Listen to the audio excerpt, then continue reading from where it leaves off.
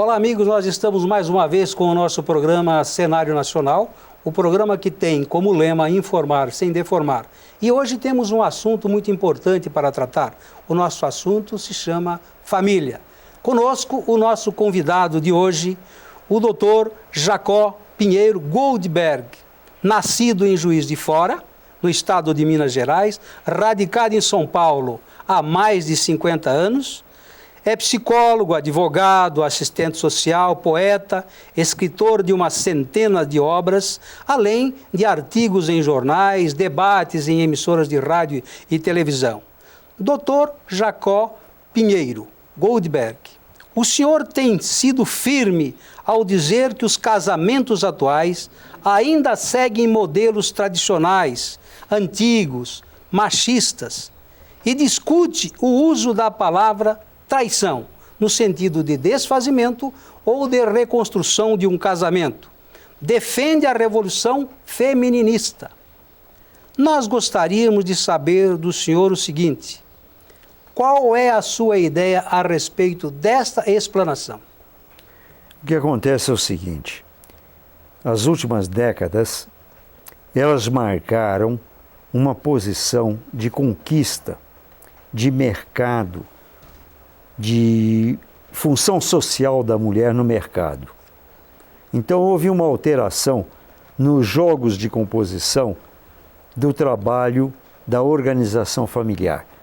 Quer dizer, a mulher que era vista, para usar aquela expressão latina, né, como mater e magistra, quer dizer, mãe e mestra, aquela que ensinava para as crianças, educava as crianças, nós sabemos que tudo isso se deslocou. O homem passou a exercitar mais este papel também, quer dizer, ele está mais presente, obrigatoriamente mais presente, na construção da educação dos filhos. A mulher é obrigada a reservar o maior número de horas do seu cotidiano, da sua rotina, para o trabalho fora de casa. Então, pragmaticamente, aconteceu uma modificação muito grande nos jogos de poder entre marido, mulher, pais e filhos. Infelizmente, isso na sociedade brasileira ainda não repercutiu inteiramente, não é só na sociedade brasileira, não. Eu diria que quase que contemporaneamente no mundo inteiro. Ainda não correspondeu a uma tomada de posição de força por parte da mulher. Você ainda percebe o constrangimento feminino diante da posição machista. Por exemplo, se você pegar boa parte do conteúdo das letras do cancioneiro popular brasileiro hoje, principalmente do rap e do funk, nós sabemos que o rap e o funk atinge centenas de milhares, se não milhões de jovens. A mulher que já foi tratada por dama e por flor é chamada de cachorra. E quantas vezes ela faz essa posição e toma essa posição? Você vê num baile, quantas vezes pela própria televisão, uma exposição, uma exploração do corpo feminino de uma maneira vulgar. E isto se faz diante dos olhos da sociedade.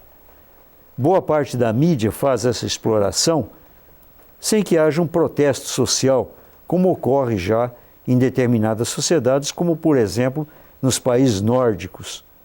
Isso seria um escândalo absurdo, seria inadmissível. Mas isso ainda acontece.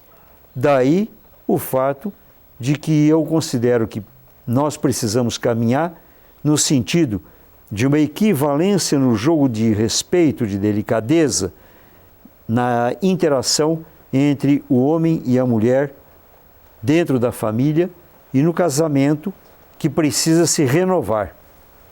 Pela sua explicação, então, o homem passou, diante de uma determinada posição, a adentrar uma parte que era destinada à mulher no passado e vice-versa. A mulher passou também, então precisa haver, na verdade, uma conscientização de que não são estanques as limitações dentro de uma vida comum entre marido e mulher. Exatamente. Diante dessa sua percepção, o senhor poderia me afirmar hoje que é possível amar mais de uma pessoa? Uma pessoa pode ter amor por mais de uma outra pessoa? Bom, sempre me pareceu óbvio que essa é uma realidade no campo da emoção, no campo afetivo. Eu tenho 4 filhos. Eu amo os meus 4 filhos com a mesma intensidade. Agora, é claro que eu os amo de maneira diferente. Do mesmo jeito que o meu amor pelo meu pai e pela minha mãe tinham a mesma intensidade.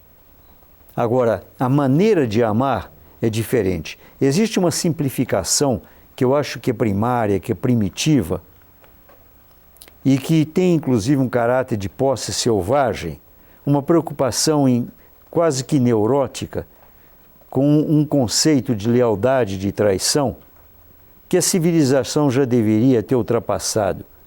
O amor não pode ter essa sensação de prisão, de sequestro da alma do outro. Propriedade, de né? propriedade, dono, de posse. Isso é uma fantasia neurótica.